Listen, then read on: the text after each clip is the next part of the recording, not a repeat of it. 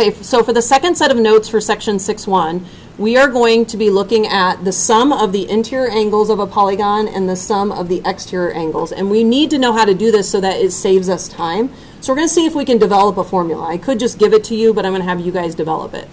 All right, so to start this, we're going to make a convex quadrilateral and a convex pentagon in these two spaces right here. So if you take a straight edge, a quadrilateral has 4 sides, so you just need to make yourself a quadrilateral with 4 sides and just make sure it doesn't cave in. I don't want it caving in on itself. But it does not need to be regular or have any sort of features to it as long as it doesn't cave in. All right, and then let's do a convex pentagon. So that needs to have 5 sides. And again, it doesn't have to be regular. It just needs to have 5 sides, and I don't want it to cave in on itself. So now we have a convex quadrilateral and a convex pentagon.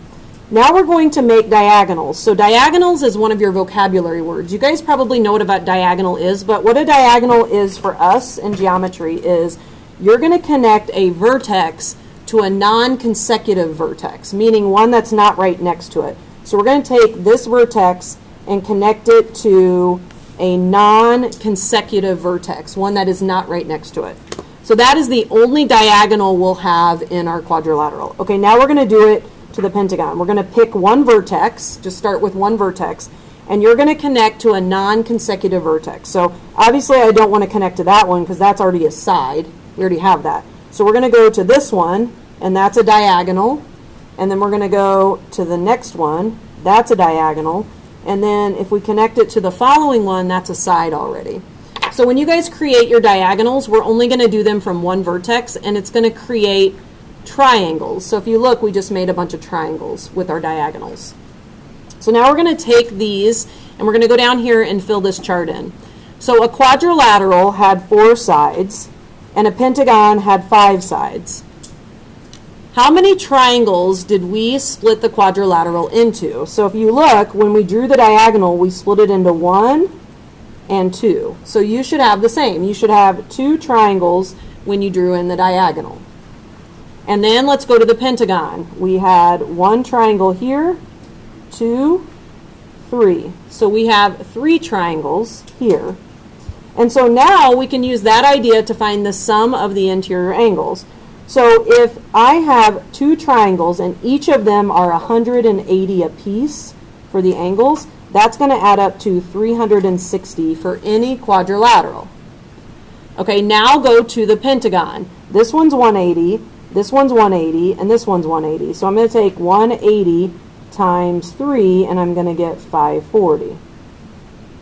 Now that will work for any single polygon that you guys have, but we have to find the pattern so we can make a formula. So remember we talked about this. If you have an n-gon, you don't know how many sides you have, right? We have n sides. Now make a prediction. How many triangles will you have compared to the number of sides? So if we had 4 sides, we had 2 triangles. If we had 5 sides, we'd have 3 triangles. If we had 6 sides, we would have 4 triangles, right? So it's always 2 less. Do you guys see that pattern? So if you had 100 sides, how many triangles would you have? 98 every time. So this is n minus 2 every single time.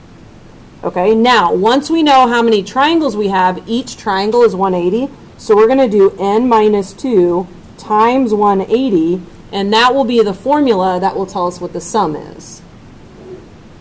All right, so if I have a figure with 5,000 sides, then it will have 4,998 triangles, and I would take that times 180, and that's what all of those angles would add up to in the figure, which beats the heck out of drawing them out and measuring them yourself.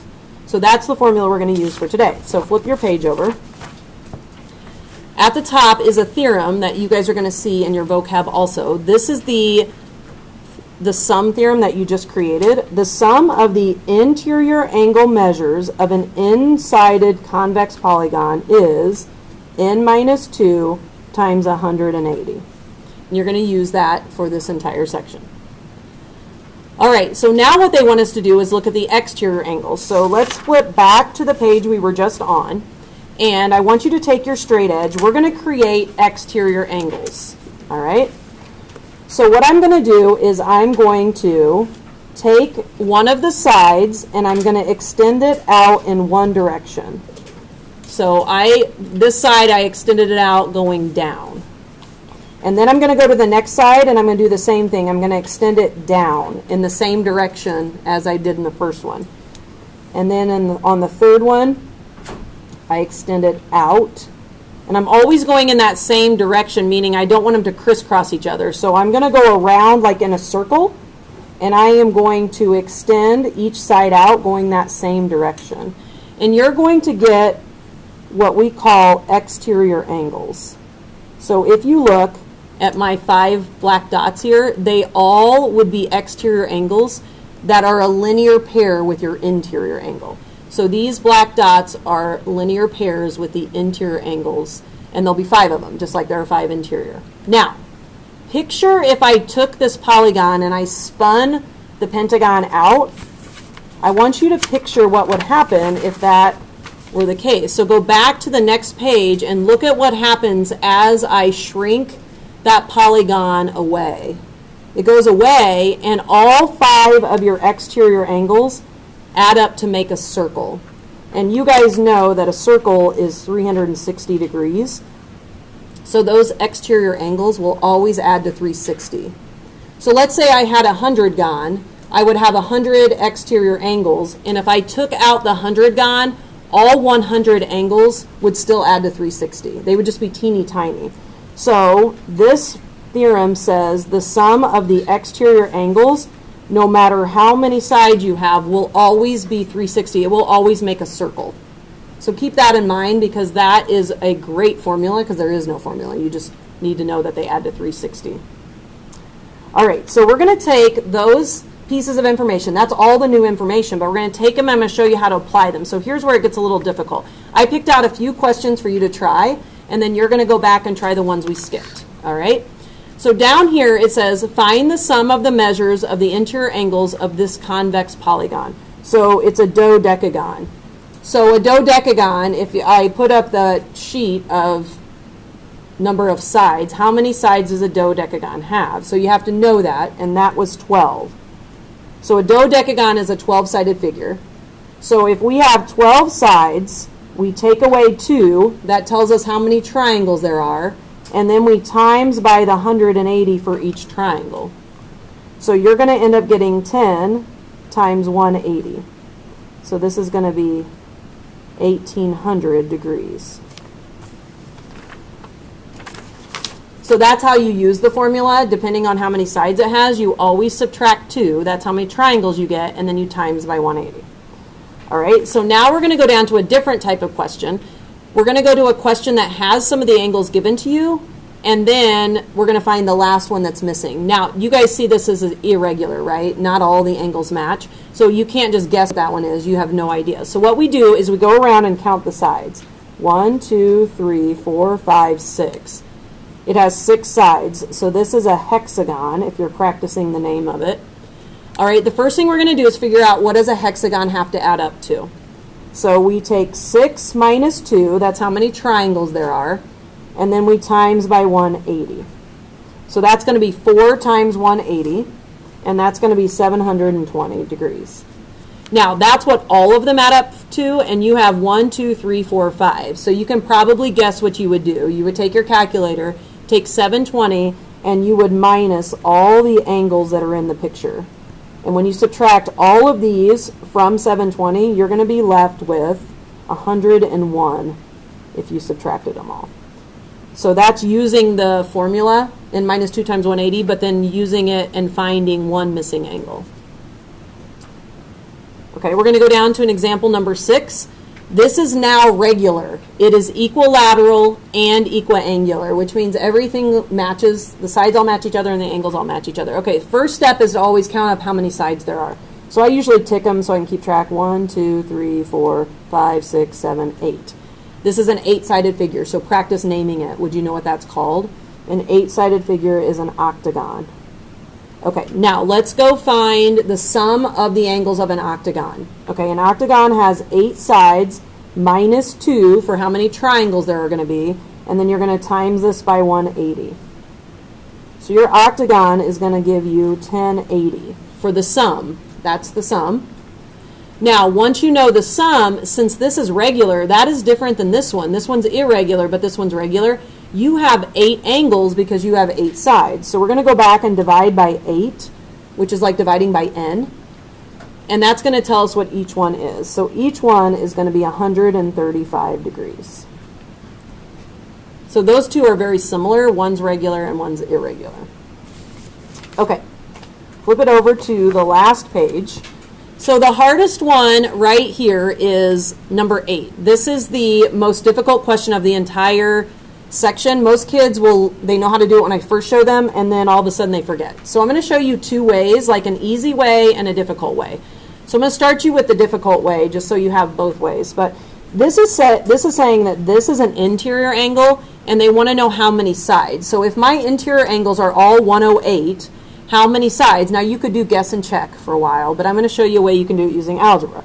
So 108, the sum, or each individual angle, I'm sorry, is equal to n minus 2 times 180 divided by n. So you can do this, and this works for a lot of kids. They like this because this is each angle. That's the sum of all the angles, and then you're dividing by how many angles you actually have. That's like what we did right here. We did n minus 2 times 180 and then went back and divided by n. All right, now what you would do is you would solve this by multiplying by n to move it. So we'd move the n, so this would be 108n equals, and then I would distribute 180n minus 360, and then I would subtract 180n, and I would get negative 72n equals negative 360, and then I would divide by negative 72.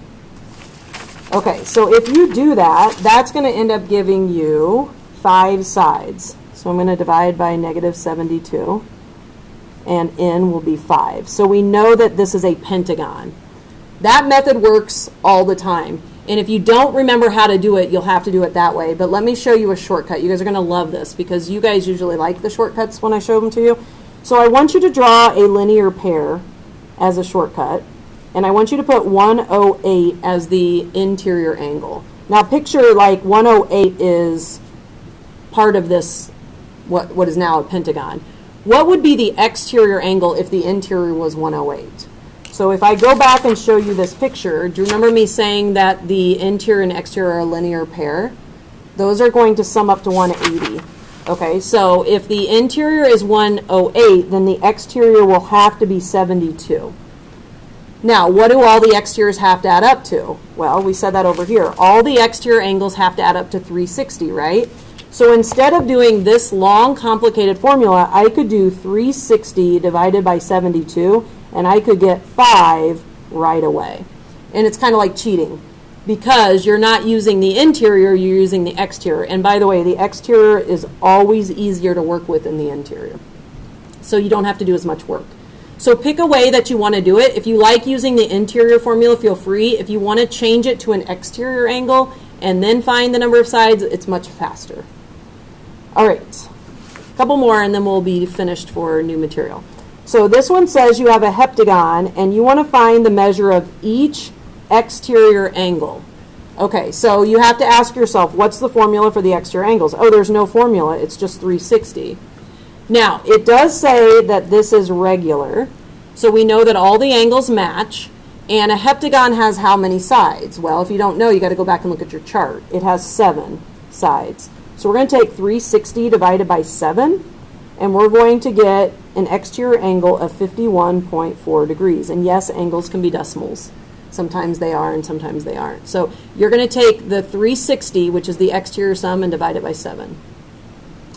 So what happens if your polygon is not regular? Well, then your exterior angles do not match each other.